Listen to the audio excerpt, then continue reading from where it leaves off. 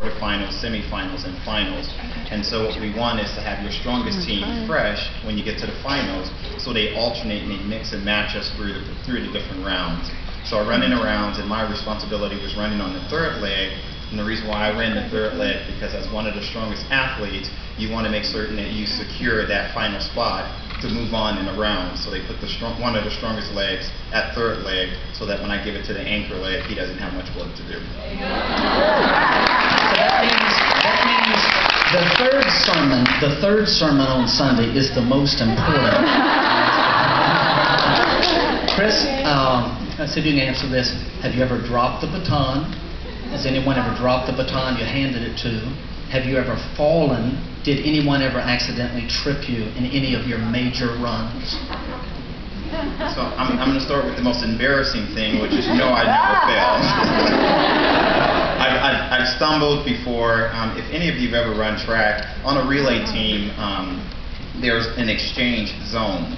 And there's we call it an imaginary glass that we're looking at. So when you watch the athletes and they're looking back, what they're looking at is this imaginary glass, which is a point at which your teammate's going to break that glass, and that's your point to take off, so that there's enough space of him coming in at a full speed, you're from a standing start, and then it kind of meshed together so that there's no disconnect there. So I have stumbled on doing that, and then I've also been tripped doing that because I didn't take off fast enough, and you got a guy coming in behind you between 22 and 26 miles per hour. You need to move pretty quickly to get out of the way. I personally have never dropped the baton. I've fumbled the baton, and let's see here, what was the other thing? I think that's it, but the interesting thing is that there's two relays that I've run on. There's something called the 4x400 meter relay team, which is where you have 4 athletes, and we all run 1/4 of the track. So someone runs the curve, someone runs the straightaway, someone runs the curve, and then someone runs the straightaway. And then there's the 4x400 meter relay team, where we all run 1 full lap around the track. So something interesting for you to know, if you ever from this day forward pay attention to a track meet, an Olympic level track meet, what I want you to pay attention to is look at the eyes of the runners. The big screen TVs, we're able to watch our competitors, so we're looking up and checking it out. And some of the other things that we do is how you hold the baton, because we are jockeying for positions, and you're trying to distract the other runners to take them out of their strategy. So when you run with me, if you run with me and you have the baton hanging out the top of your hand, if I run next to you, I may accidentally elbow that baton out. Go to the corner.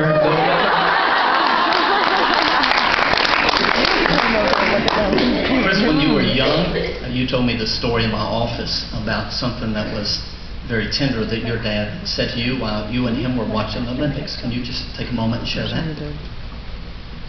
So in 1976, I was 6 years old. My dad and I were watching the Summer Olympics that year, and my dad said to me during the track and field that he would someday love to see his son run in the Olympics. And at that point, you know, you're 6 years old, your dad says something to you like that, and you're like, sure, Dad, whatever, I can do that for you. Not realizing the many years and the amount of sacrifice and the dedication and the commitment and the perseverance, the failures, the successes, and all that went along with that responsibility. So that's what happened there. And can you tell us about that boat trip that your dad and you took in the Gulf of Mexico? Tell us about that, if you don't mind. So what Pastor Ray is referring to is that same year, my dad and I used to take a summer boating trip. It wasn't like that it went off or went anywhere, but I was raised on Galveston Island, which is down in Texas in the Gulf of Mexico. And so my dad had this little boat, and we would go out and go fishing one day every summer. So this year, after the Olympic Games, my dad and I went out to go fishing.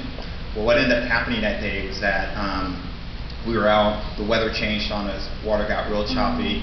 My dad dropped this rod in the water, leaned over to get his rod. And so let me stop there and back up for a second. So one of the things my dad said to me was, while we're out on the water, you're the weight for the front of the boat, I'm the weight for the back of the boat, and there was this igloo cooler in the center of us, and he said, don't cross over that because it will put too much weight in the back of the boat, and then the water would start filtering in. So So now we're back, water's rough, wind's going crazy. Dad drops his rod in the water, and when he drops his rod in the water, he goes over to get it, and he falls out of the boat. Oh. So I'm kind of waiting.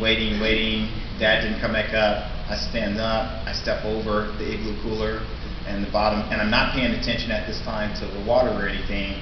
And then my dad finally came up, and at that moment when he came up, he looked up at me, and all of a sudden the boat was tilting over. And so the boat tilted over, and the boat was on top of my head and holding me underwater.